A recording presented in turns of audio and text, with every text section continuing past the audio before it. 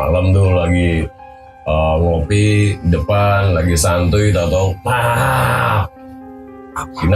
sinar. Nggak taunya si bantal guling itu geser kayak gini terus kayak gerak dan nggak tahu karena anak kecil dia cuma kayak gitu. Bikin aku bingung lagi, kakaknya juga jawabnya juga sama gitu kan. Jadi ternyata mereka mau perhatikan aku sudah melewati depan pom bensin itu 4-5 kali, sementara aku baru nyadar ketika mereka mati.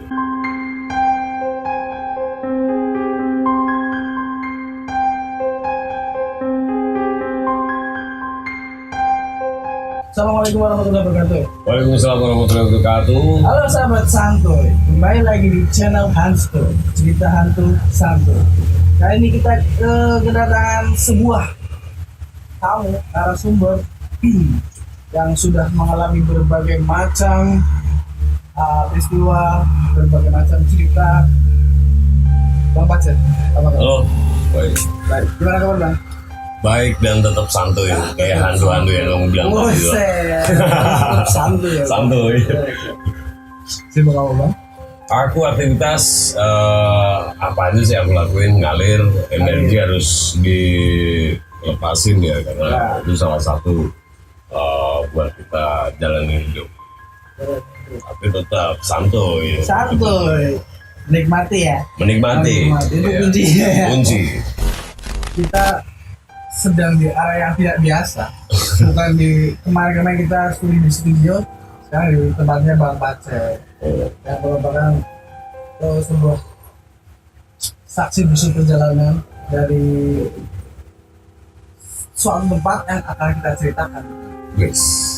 Gila Bang, di dekat area sini lumayan banyak kan faktor-faktor pendukung. Ini aku mau ngomong aja udah kayak ada yang nahan suruh saya jangan ngomong dan udah gak enak banget. Tapi aku harap mereka juga santuy kayak kita, karena kita cuma mau ngobrol aja ke teman-teman dan semua yang nonton kalau kita bakal ngobrolin bener enggaknya sih keberadaan atau apa yang bakal nanti kita ceritakan. Ada tidaknya sih? Ada tidaknya, kalau aku bilang ada atau tidak pasti ada. Karena yang bakal kita ceritain ini yang mereka lebih dulu hidup di sini dan menghuni daripada kita yang baru kita yang anak kemarin sore gitu. Topik apa yang mau dibahas? Topiknya hari ini kayaknya banyak banget karena banyak sesi yang harus kita obrolin. Banyak. Jadi menjawab banyak cerita orang-orang yang bertanya tentang lingkungan sekitar tempat aku tinggal dan juga apa aja sih yang pernah aku dapetin dan apa yang aku pernah lihat atau alami. Jangan cuma rumor dan desas-desus aja sih. Iya. Untuk informasinya, FYI, for your information, kita berada di daerah Jalan Dr. Angga. Itulah ada sebuah jalan legend di kota Purwokerto yang ada segelintir sisi mistis dari dari bangunan Bangunan ya. Ya, aku lebih suka nyebut bangunan karena story-nya itu juga dulunya banyak perubahan ya, dan kita juga nggak tahu berapa tahun ke depan apa berapa puluh tahun ke depan mau jadi apa. Langsung aja mau siap? Boleh, hajar. Sikat bosku, santuy, let's go. Santuy. Jadi kalau mungkin kita sering ngomong ya, kalau di daerah Dr. Angga itu ada sebuah bangunan yang dulunya bangunan tua dan mungkin sempat mangkrak, ya kan? Sempat mangkrak dan banyak sekali berkembang cerita tentang ya mungkin sisi-sisi mistis atau cerita banyak orang tentang keberadaan bangunan tua tersebut zaman dulu. Bahkan mungkin ya banyak cerita yang beredar juga sekarang pun masih, ya itu kita nggak bisa nyangkal itu karena memang ya kita berdampingan dengan mereka, dengan makhluk-makhluk santuy selain Pacet dan juga dia gitu kan. Jadi memang ya hari ini sih nggak pengen, saya lagi nggak kepengen gibahin mereka, nggak, kita ngobrol apa yang aku ngerti dan mungkin orang lain nggak ngerti juga gitu. atau bahkan orang lain pernah ngalamin. Pernah ngalamin, boleh nanti kan bisa kamu kasih komen atau apa, mungkin kamu bisa ngobrol sama dia, mungkin ada informasi setelah setelah ngobrol sama Paci ternyata aku juga punya loh, Aku juga boleh. punya nih cerita di Iya. sini nih, tempatnya di tempat di bawah ini. Iya.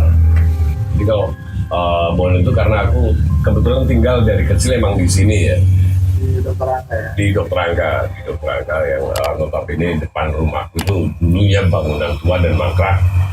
Aku dari kecil tinggal di sini. Kalau pengalaman yang kaitannya dengan mistis, aku sendiri jarang. Paling mungkin ya kayak aku bilang sering karena aku insomnia parah, jam 2 pagi, jam setengah 3 aku masih di depan walaupun itu sudah tidak ada kehidupan di Dokter Angka. Dan di depan itu ada bangunan tua yang paling sering aku lihat ya kayak sinar malam tuh lagi ngopi di depan lagi santuy tahu-tahu sinar kelihatan tuh warna silver misal. Ada lagi lain hari lagi warna biru, terus pernah misal warna merah, dan itu kadang mungkin aku mikir itu cuma bintang jatuh ya, tapi ternyata setelah sinar itu jatuh ke areal bangunan tua itu ya memang ada bunyi yang didapetin kayak ada orang lempar batu setelah sinar itu, dan itu berapa kali sering.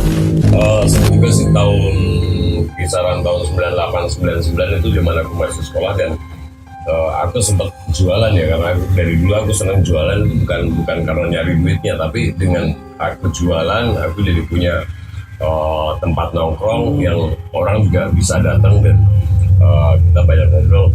Dan itu salah satu sisi di bangunan tua tersebut aku bikin jualan di situ.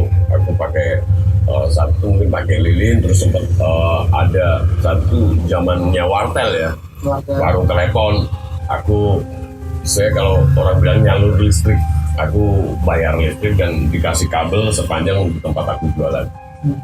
Itu juga sering di tempat itu suka ada kayak namanya kayak kelapa muda, itu utuh, kelapanya utuh, cuma selang berapa hari iseng tak percayain ya udah nggak ada airnya.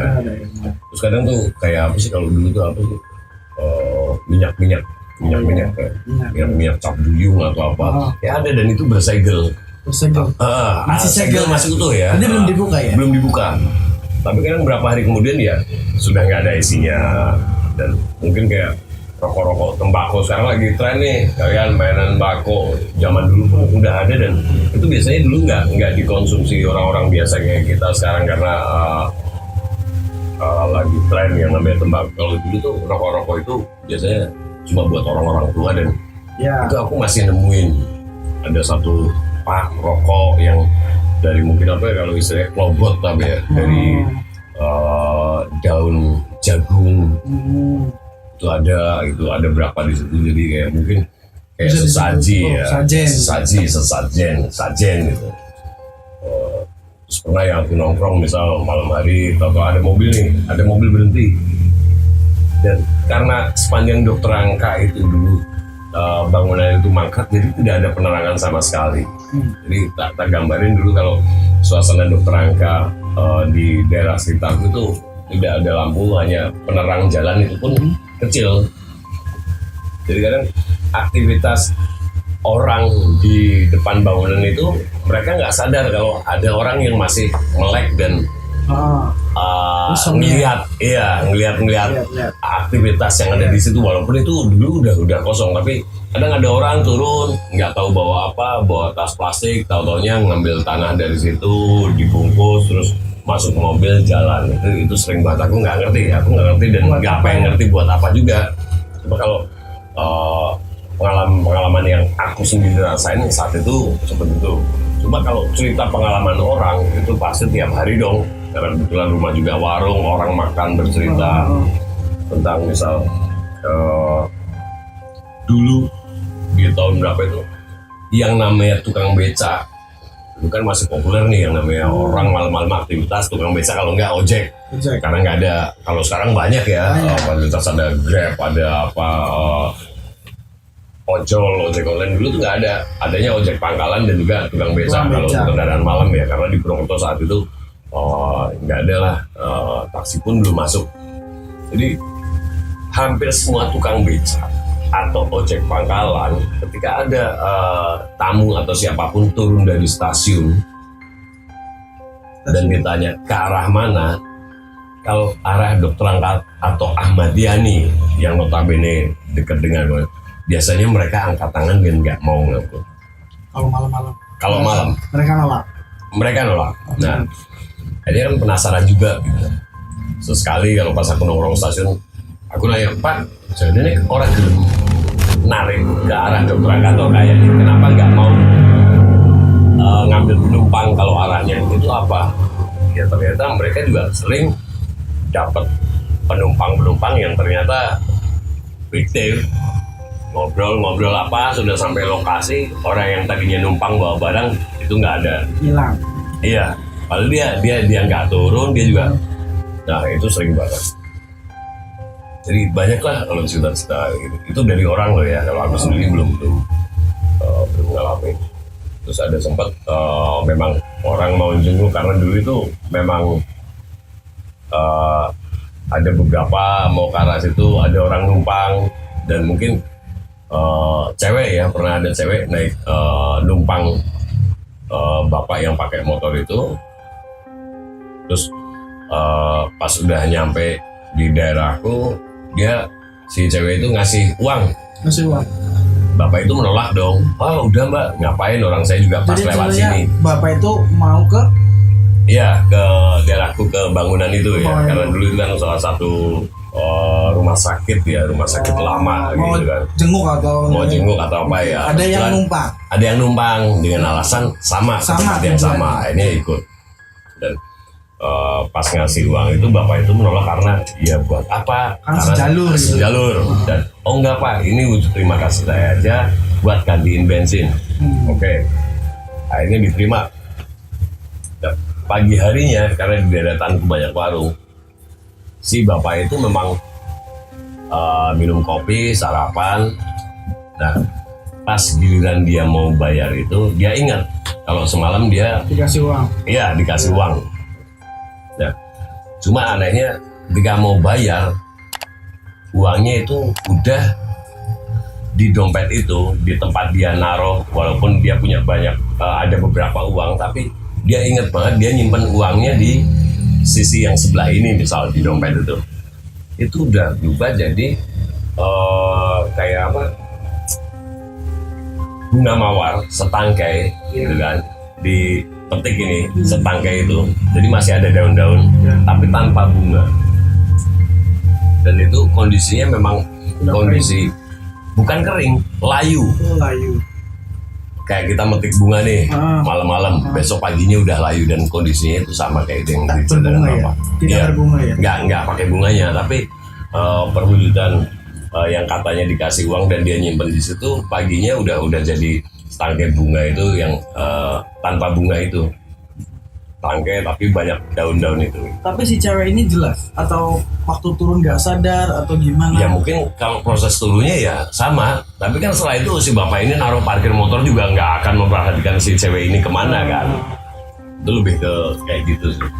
Jadi banyak cerita yang berkembang, itu pun dari berbagai sumber. Makanya buat temen-temen yang mungkin nonton ya, mungkin kayak tadi bilang ada punya pengalaman, boleh bener apa enggak gitu. Iya. Karena pernah ngalamin juga ya, di daerah sini. Iya, kalau yang aku sendiri ngalamin mungkin malah justru nggak di tempat sendiri gitu. Tapi emang bener-bener kayak di daerah ini emang ada sebuah kerajaan gitu ya. Ya kalau kerajaan atau aku kurang tahu ya, kurang paham ya. Cuma ada beberapa cerita juga yang aku punya saudara sepupu, dia kebetulan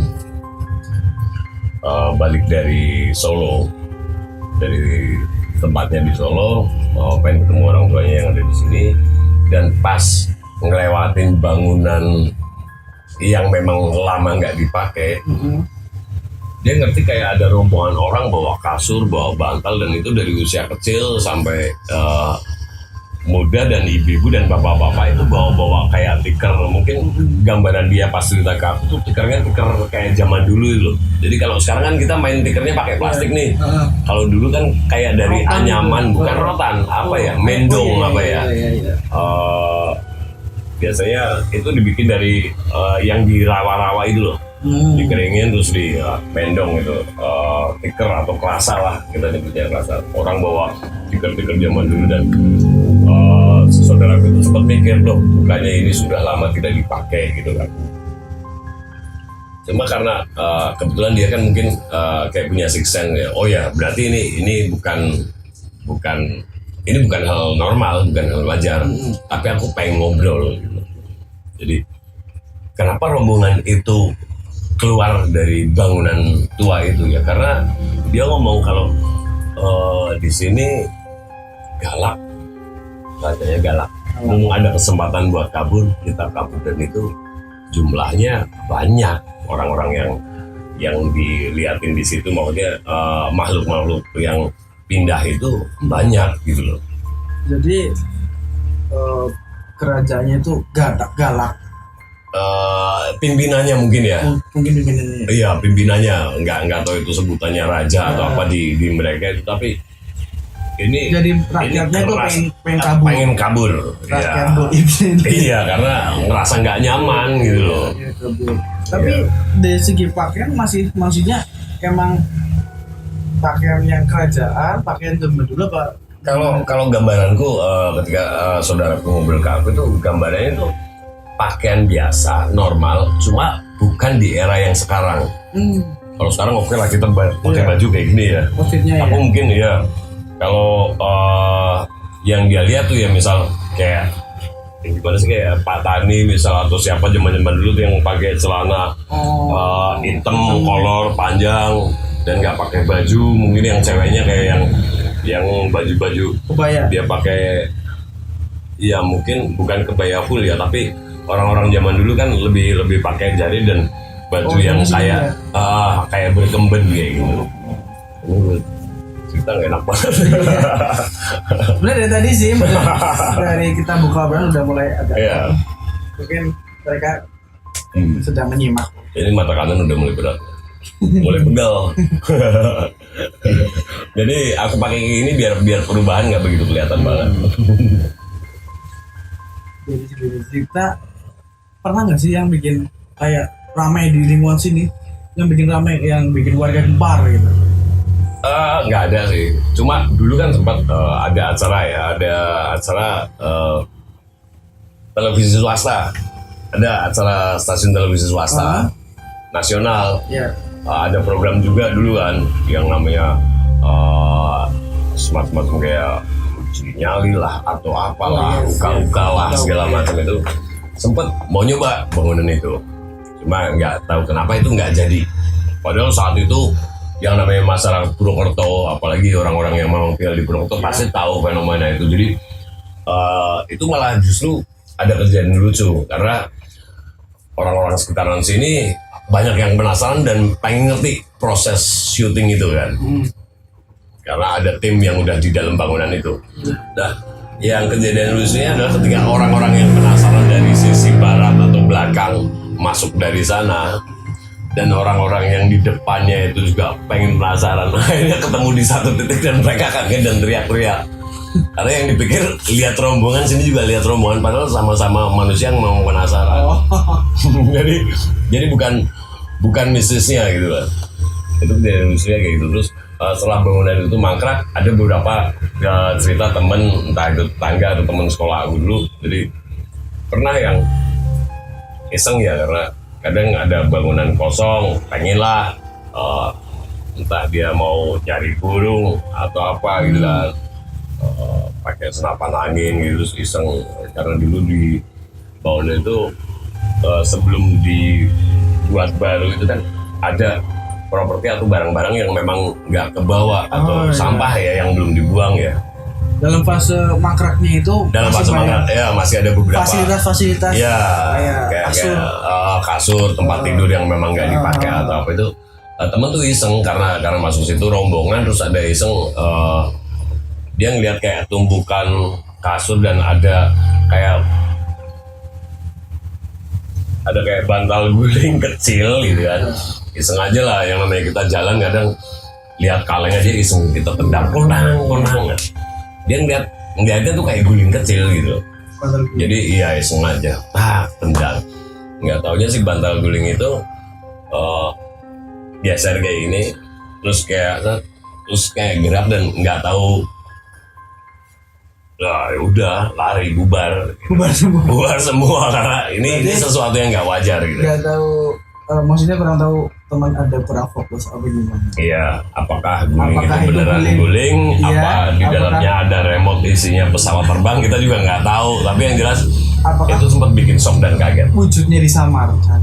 Iya. Wujudnya bisa gerak sendiri. Iya. Setelah ditendang seperti. Iya, logikanya ketika kita tendang guling kan pasti gesernya juga nggak jauh. Ya. Ini udah geser jauh, terus kayak gerak lagi dan ya nggak tahu. Padahal itu siang hari.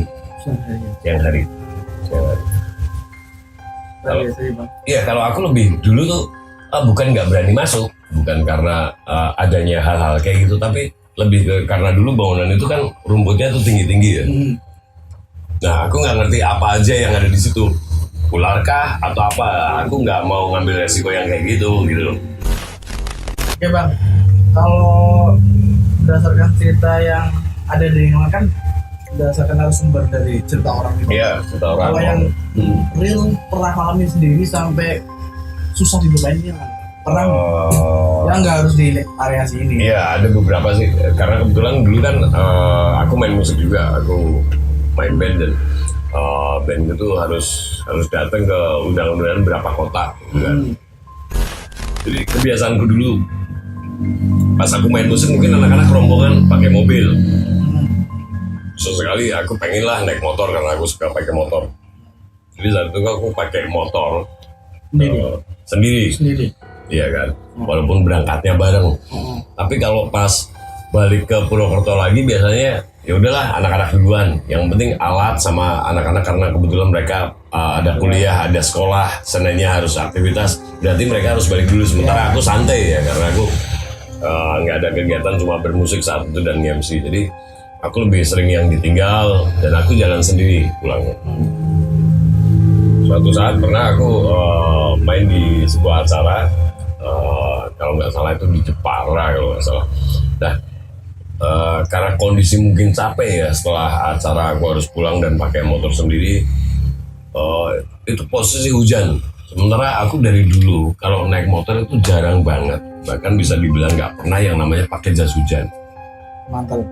Mantel itu aku nggak pernah. Jadi aku cuma model kaos, terus rompi kulit mungkin ya, karena itu bikin aku nyaman walaupun itu nanti hujan aku selalu kayak gitu. Jadi hujan ya kena air, keringnya juga pas lagi panas itu kering sendiri gitu loh, kering di badan istilahnya, dangdut banget kan. Nah, suatu saat karena kondisi udah malam, acara saat itu selesai kisaran jam 11:30, jam 11. Udahlah, aku memang harus pulang, aku pulang ke Purwokerto. Nah, suatu saat karena kondisi capek dan itu hujan gede, semua basah nih. Sampai underwear semua, pokoknya nggak ada yang lewat karena aku nggak pernah pakai jas hujan. Posisi dingin, aku naik motor dan di jalanan itu karena hujan gede, nggak ada aktivitas banyak ya di luaran ya. Paling aku cuma papasan beberapa bus, truk, tapi aktivitas orang ya juga ngapain malam-malam gitu kan, lebih di rumah. Karena kondisi jalan yang sepi itu dingin, pengen kencing nih, pengen buang air kecil. Nah, posisi di jalan, sementara motorku itu dulu motor custom dengan stang tinggi dan karburator nggak pakai filter, nggak ada pelindung. Jadi air bisa masuk ya. Air bisa masuk. Jadi yang tak lindungin banget justru karburator. Ketika posisinya di sini, aku harus nutup ini biar tidak kena cipretan dan masuk ke karburator.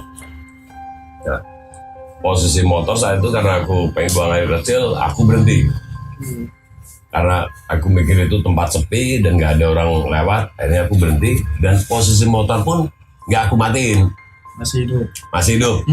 Tak netralin, tak standar, itu jalan agak turun, tak bikin miring motorku biar nggak jatuh. Dan kenapa alasanku posisi masih hidup dan nggak tamatin? Karena aku nggak ngerti kondisi dingin, mesin dingin, apa kemasukan air yang tadinya aku selesai buang air kecil mau tak hidupin ternyata susah, itu repot. Jadi mending tak netralin aja. Kalau posisi dingin udah. Nah, cuma saat itu aku ngerti di samping itu ada bangunan besar. Aku nggak tahu itu masih ada penghuni atau tidak. Karena malam ya, gelap, mungkin ini sebenarnya bangunan biasa. Cuma karena aktivitas orang nggak ada, jadi lampunya dimatiin. Aku nggak ngerti. Tapi saat itu aku ingat itu ada bangunan gede dan aku berhenti di depannya dan aku buang air kecil. Daerah mana? Itu daerah masuk ke itu Temanggung, tapi udah mau masuk ke Wonosobo kalau nggak salah. Temanggung. Temanggung itu jalan kecil turun gitu kan. Aku di situ buang air kecil, selesai. Aku nganggap ini normal kan, ya nggak apa-apa orang namanya main buang air kecil. Setelah aku naik ke motor lagi. Tapi itu posisi jam berapa itu? Itu masuk situ pagi. Lebih dari jam 12 itu. Lebih dari jam 12 pastilah, jam 1 atau jam berapa itu masuk pagi lah ya. Karena ya aku bilang karena aku sendiri nggak ada lawan nih, harusnya juga jadi aku lebih enak gitu kan, ngambil jalan-jalan tikus gitu kan, nggak lewat jalan utama nih. Percaya diri aja lah saat itu gitu. Yang penting tujuanku kemana, aku harus ke situ walaupun nanti yang aku lupa dan aku nggak inget ini pagi hari malam aku lupa. Kalau aku nanti nyasar aku yang mau nanya ke siapa aku lupa itu loh. Nah setelah aku buang air kecil dan naik motor, ini yang tak rasain saat itu kayak orang bangun tidur dan nggak ngerti mau kemana mau ngapain. Iya kan? Tapi sadar dan kondisinya kayak orang bego yang bangun tidur tapi belum pengen ngapa-ngapain setelah aku buang air kecil itu. Jadi udahlah, yang penting aku jalan dulu. Jalan. Aku jalan, ada 2 simpang nih. Bingung nih, mau ambil ini, kalau ke kiri logikanya bakal muter lagi dan ketemu di sini. Karena tujuanku adalah ke Wonosobo kota.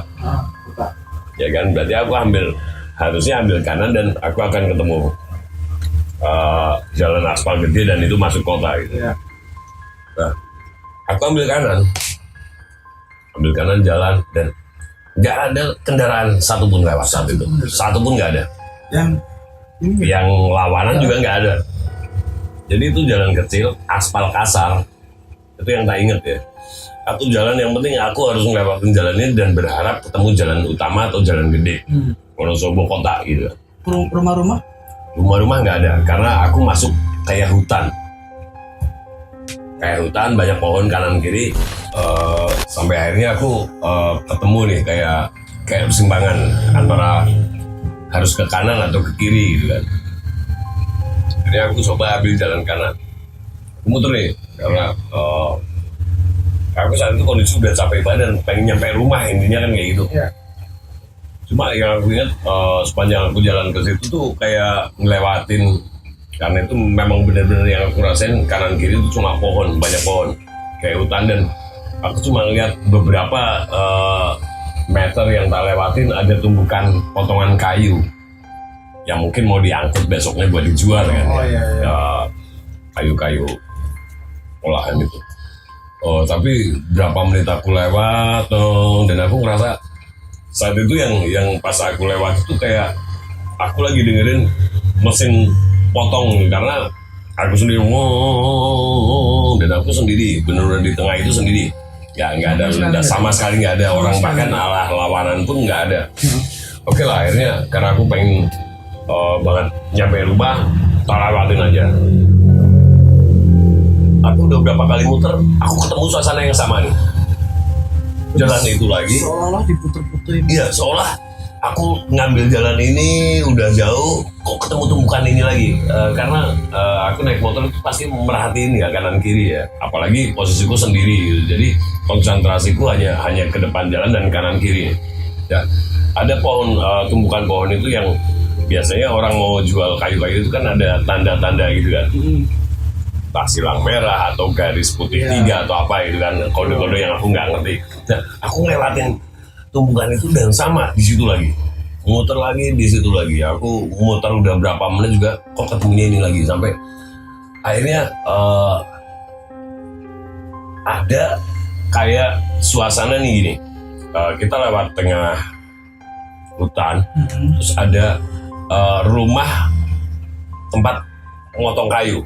Ya. Ya kan, rumah buat pemotongan pohon itu, buat pengolahan.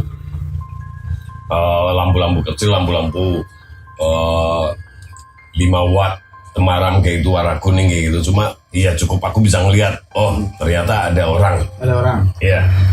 Akhirnya berhenti, kepikir, dan aku berhenti, dan kembali lagi motor nggak aku matiin ya. Masih tetap on. Masih tetap on, cuma aku tetap parkir dan aku jalan. Aku mau ketemu siapa nih orang yang bakal tak tanya gitu kan.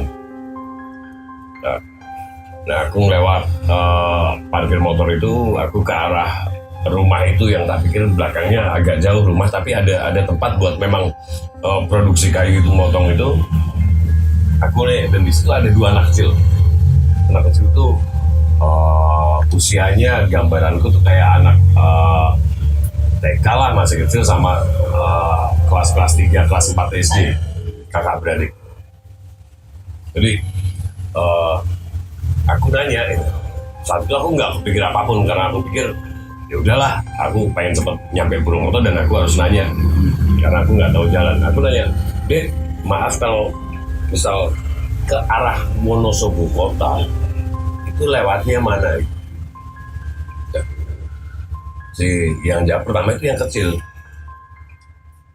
karena anak kecil dia cuma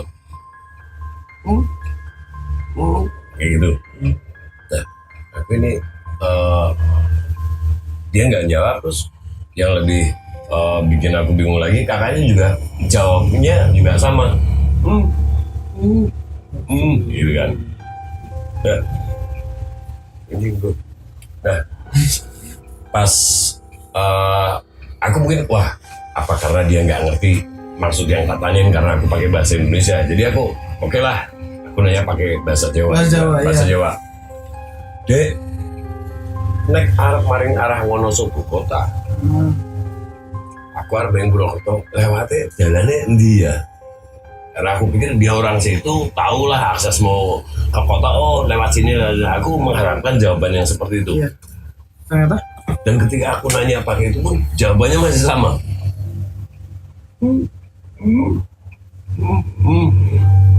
Nah, setelah itu aku tuh baru nyadar, ini jam 1:30 atau jam 2 pagi lebih gitu kan. Ada 2 anak kecil di tengah hutan misal, dan itu kayak ada rumah, iya kan. Apa ya, orang tuanya nggak ngelarang, dan aku baru sadar itu posisi gerimis, ada perapian, ada 2 anak kecil, dia cuma yang pakai, mukanya tetap kelihatan Jelas dan tadi, Mbak. jelas, dan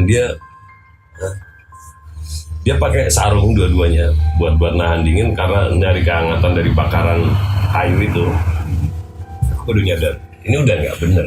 Udah janggal ya? Udah janggal. Janggal ya? Akhirnya aku, oh ya wis lah, nek orang ngerti orang apa-apa. Sorry ya, pamit. Dan ketika aku pamit pun, ekspresi mereka berdua juga bukan yang jawab. Dia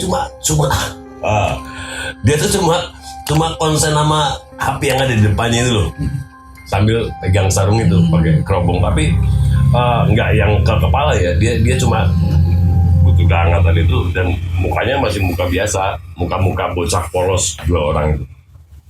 Oke, aku ngadepin sesuatu yang jauh. Oke lah, aku ke motor lagi. Yaudah, jalan lagi sampai, tapi aku udah nggak ngelewatin suasana itu lagi. Sampai suatu saat, kalau kita ke Wonosobo itu ada daerah, ada pom bensin sebelah kiri jalan setelah kita turun mau masuk ke kota. Nah, aku lewat situ ada mungkin yang ada di situ ya, kayak tukang pengisi yang di pomnya itu, sama ada beberapa orang di situ tuh lagi neriakin manggil aku, pak, gitu kan. Nah, aku baru ngerti, oh ada orang, ada kehidupan. Aku akhirnya belok masuk ke pom. Aku di situ Terus karena aku nganggep ini tempat terlindung ya, nggak kehujanan. Aku matiin, aku jalan ke situ. Karena aku mau ngisi bensin pun enggak, karena aku dipanggil. Apa sih gitu. Nah, pertama kali aku turun, pertanyaannya, Pak, Bapak itu mau kemana? Tahu nggak? Bapak itu udah lewat sini 4-5 kali loh. Nah, itu yang bikin aku kaget. Lewat pom bensin. Lewat pom bensin itu, aku udah 4-5 kali lewatin situ. Tapi aku nggak pernah lihat itu. Berarti muter-muter pom bensin gitu. Ya mereka ngeliat aku 4-5 kali jalan di situ. Tapi aku kan baru nyadar ketika aku ketemu bocah 2 itu dan aku cabut, baru ada orang manggil. Berarti udah dipanggilin.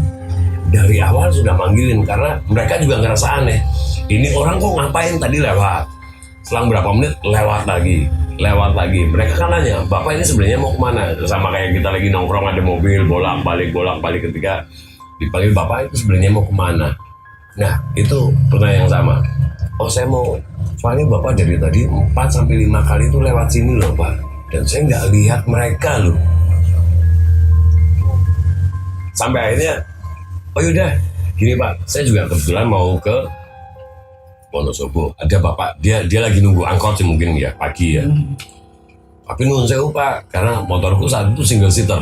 Jadi nggak ada tempat boncengan, cuma penumpang satu, terus belakangnya tak kasih selibar buat tas-tasku. Jadi nuhun sewu bukannya nggak boleh bonceng Pak, tapi saya bingung nanti Bapak mau bonceng di mana.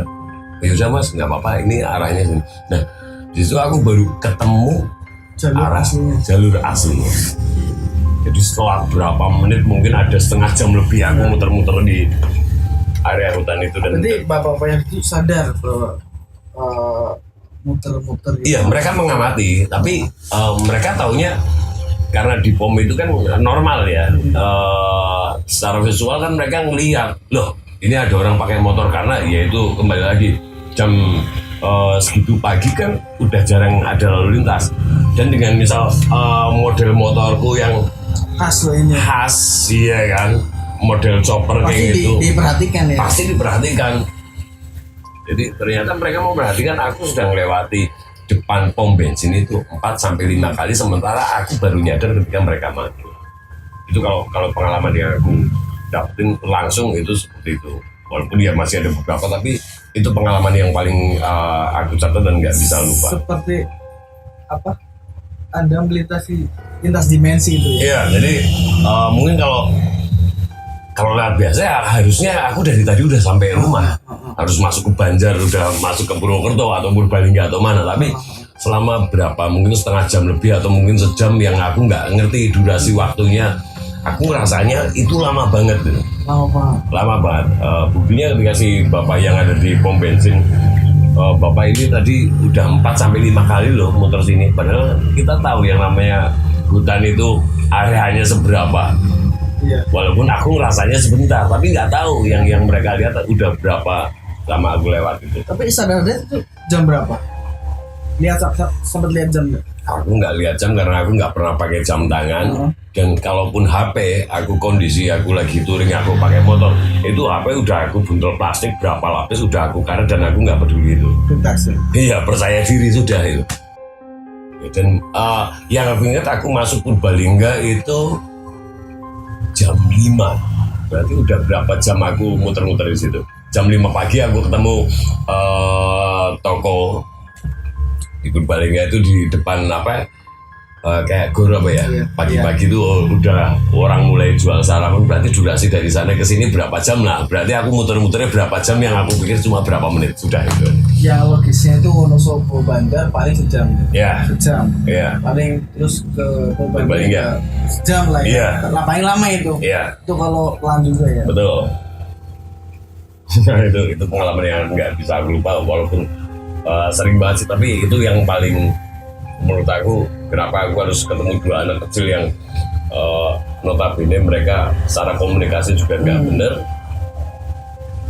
Dan ada pertanyaan dari bapak itu, bapak itu udah lewat sini 4-5 kali loh, kita panggilin ya lurus aja, karena ya aku memang nggak lihat kalian gitu loh. Nggak lihat dan nggak dengar. Nggak lihat dan nggak dengar. Karena yang tak lihat selama ini ya cuma tumbukan kayu dan jalan di tengah hutan. Itu ala-ala sadar atau gimana? Ya aku pikir saat itu karena ya mungkin karena aku capek Kecapean aja gitu. ya, tapi ya buktinya orang yang nggak capek pun melihat itu gitu. Oke. Akhirnya sampai rumah ya.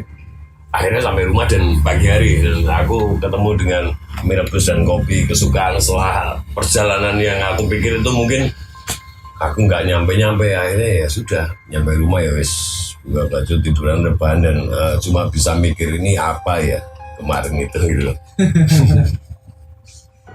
Luar biasa Bang Pace.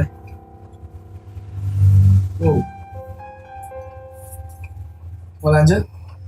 Bebas. Oke, mungkin segelintir cerita yang sudah dialami oleh Bang Pace. Dari kesimpulannya ada beberapa cerita yang di area tempat tinggalnya, kemudian yang didapatkan dari cerita orang ya, Bang ya. Yang biasanya itu dari banyak sumber yang cerita, oh aku gak tahu, nang gini itu Dari orang. bangunan ini. Iya.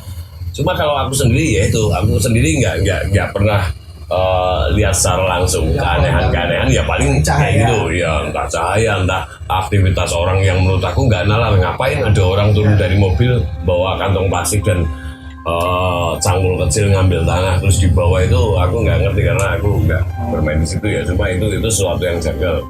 Cuma yang aku alamin ya Yang ini.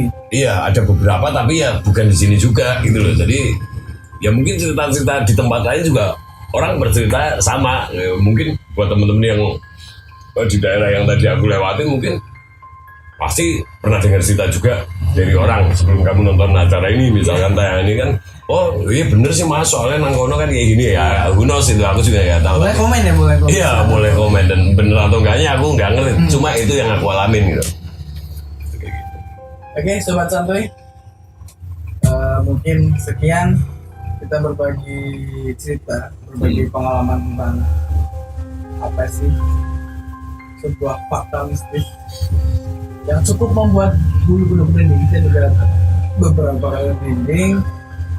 Ini gue lagi merinding. Dan satu yang harus kalian tahu nih yang nonton, kamu pikirin durasinya pendek salah gede karena berapa kali kamera mati, beberapa kamera recording mati yang harusnya durasi 30 menit tapi 5 menit berhenti, 5 menit berhenti. Jadi Kepala udah mulai ada berat-berat juga. ya. Sengaja mungkin begitu. Takutnya terjadi yang ada yang datang ini. Oke, sekian dari kita. Terima kasih buat Bang Pace. Oke, sama-sama, thank you. Sangat menginspirasi, sangat apa yang namanya menjadi kewaspadaan ya. Iya. Mungkin dari ini mungkin Bang Pace mungkin kencing sembarangan bisa jadi itu. Iya, Bisa jadi. itu yang aku bilang. Setelah itu kok aku kayak blank. Jadi ya oke lah, kalaupun misal kita biasa jalan gitu, kita harus istilah mungkin orang nuwun sewu itu pun kadang belum cukup. Iya. Karena ada beberapa pengalaman juga temen yang lakuin hal yang sama, dia harus balik ke tempat itu dan harus membersihkan tempat itu. Padahal kita juga nggak tahu kita dulu kencingnya di mana, rumah mana kita nggak tahu. Jadi Iya. lebih hati-hati sih. Mungkin malah mending kalaupun kamu mainan motor, kamu memang nggak nahan, udahlah kamu nyari botol aja dibungkus atau plastik dan sampai tempat lain kamu buang itu. Nah, Jadi yang aman. walaupun oke lah kita mau nun sewu bahasa apapun. Baru kita ngobrol udah mulai ada berapa barang jatuh kebanyakan dan tapi yang jelas thank you banget. Ini sharing aja sih biar Bukan menakut Pak, bukan Iya. takut ya. lebih ke gimana cara kita bersikap dengan sama manusia dan makhluk-makhluk Tuhan yang lain biar kita balance Lingkungan juga. karena beliau mereka lebih jauh Lebih lama daripada kita bro. Oke, sekian. Jangan lupa subscribe, share, komen, link karena subscribe itu gratis biasa. Thank you Bang Pace. Thank you. Sekian Ya. dari kami. Oke, thank you. Kapan-kapan ketemu lagi. Pasti. Wassalamualaikum warahmatullahi wabarakatuh.